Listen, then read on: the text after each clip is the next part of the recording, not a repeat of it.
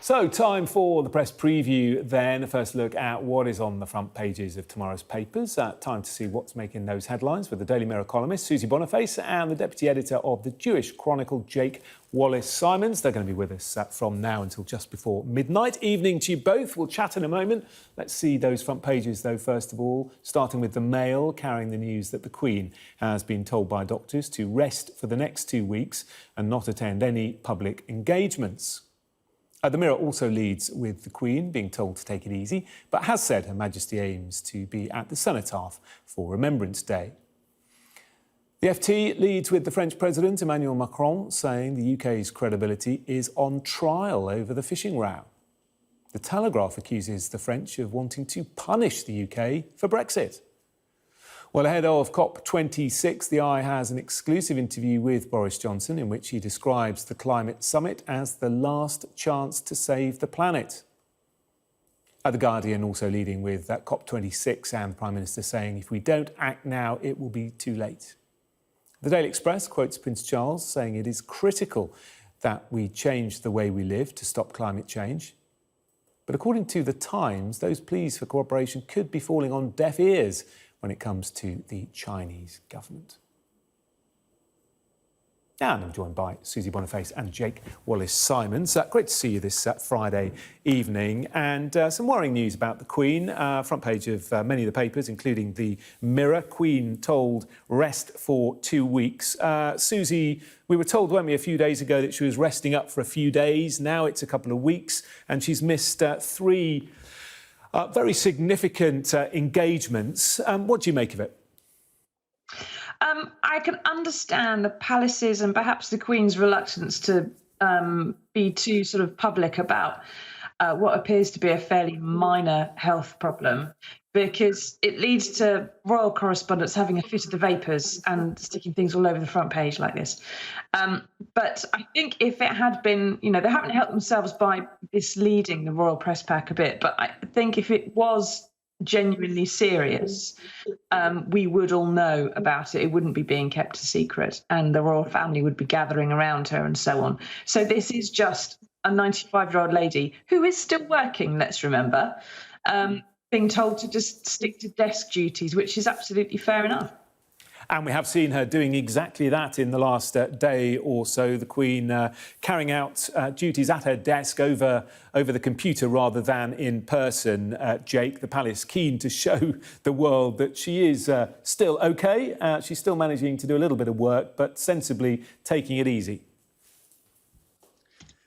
That's right. I mean, I think that the thing about this is that the longer it goes on, the more concerned people are inevitably going to be.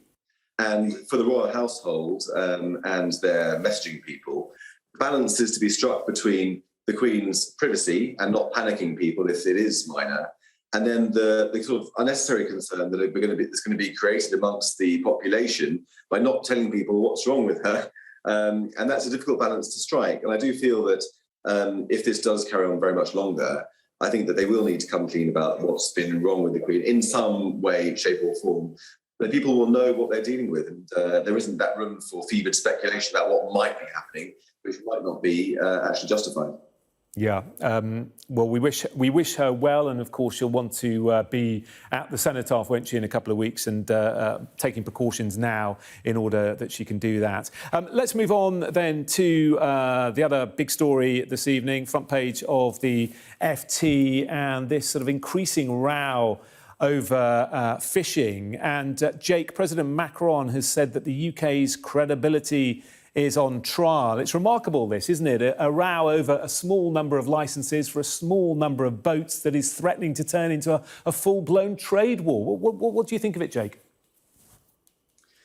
Well, it strikes me that President Macron is being very, very vocal, isn't he? And very strong and adamant in making a point about what you rightly say, the small number of fishing licences, which itself is a very small quantity of the French economy, which itself is a tiny amount of the overall EU concern.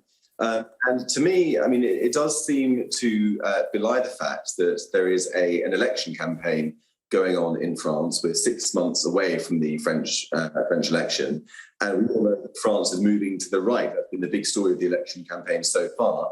It does feel to me as if President Macron is taking every opportunity he can to bang the drum and to communicate to his own constituency that he's taking this very seriously and standing up for French rights, and perhaps using the UK as a bit of a punchbag. And Susie, it's not just President Macron. The French Prime Minister is at it as well. UK must be punished for Brexit, he's saying. It's the front of the Daily Telegraph. I mean, this war of words is sort of ramping up, even though Boris Johnson is saying we're still besties with France.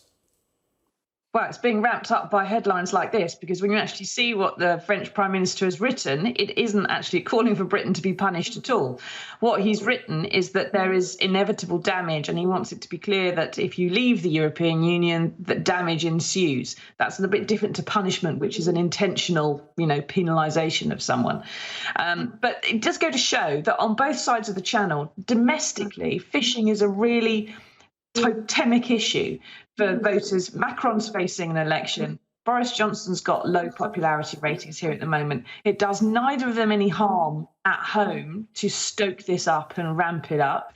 They've got their favourite media here on this side of the channel ramping it up for them quite nicely.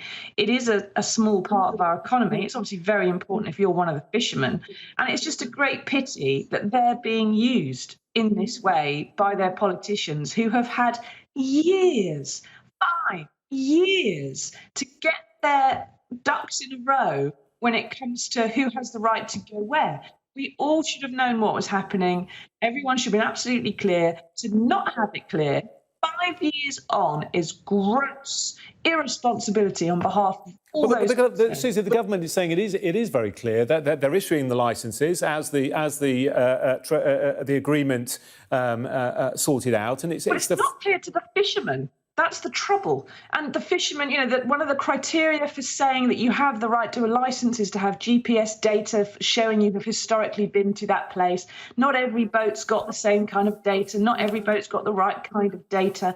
So there's bureaucracy just tearing it all apart. And if it means that the fishermen, English or French, are going to places they think they should go and are getting impounded or in trouble for not having the right paperwork to be there, then it's not clear enough. And we've had 5 years to sort this out. This is a failure of government. And the fact they're blaming each other just shows that they're probably both culpable.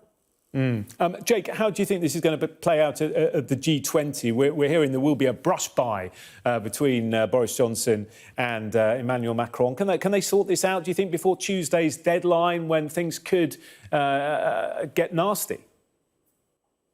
Well, I think that looking at it from the British point of view, this doesn't do Boris any favours at all. The last thing that he needs now with COP26 and with COVID and with inflation here at home and with soaring fuel prices and all the other headaches that he's got, the last thing he needs is a row with the French. However, as I mentioned, I think that the French seem to be behaving in a way that suggests that it's in their interest to ramp up this row.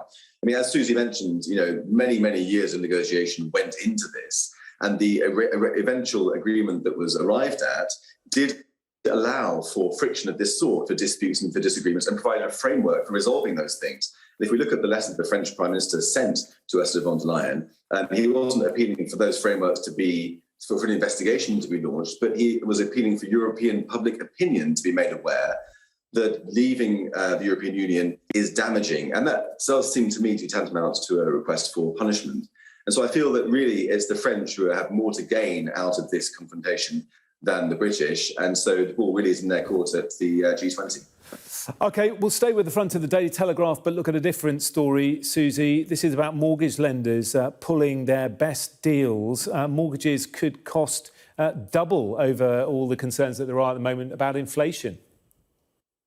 Well, because of inflation, it's widely predicted that the Bank of England is going to have to put up the base rate.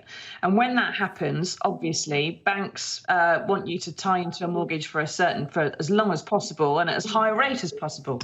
So if the rates are going up, they're saying that the 2-year fixed rate, what's happening in the immediate future, may well go up from 1% to 2%. But this prediction's coming from some estate agents.